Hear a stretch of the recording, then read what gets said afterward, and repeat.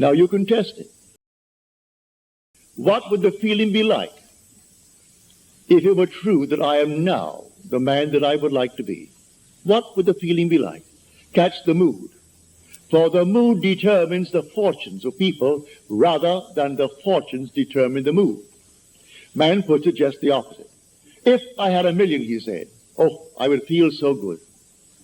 Now, feel as you would if you had it. Catch the mood, and the mood will create that objective hope, if that is your hope. What would the feeling be like if you are now the person you want to be?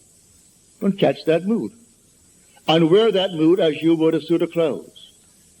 And that mood will actually create an objective state that reflects that mood.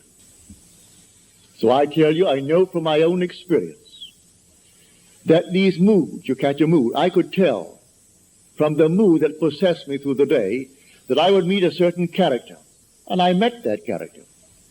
It may be someone I knew or some total stranger, but I could tell from the very mood that possessed me, I'm drawing into my world an affinity with that mood. You can catch a mood and create the world that is in harmony with the mood. Anyone can do it. In fact, you're doing it morning, noon, and night anyway. So when you turn to some external God, you are turning to a false God. There is no external God. Test yourselves. Do you not realize that Jesus Christ is in you?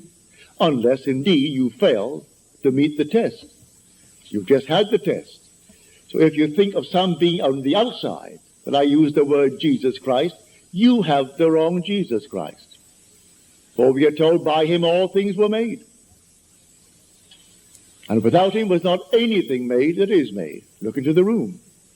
All this was once only imagined. The suits you wear, the dresses you wear, the hats you wear, everything here, the building, was once only conceived in the human imagination and then executed.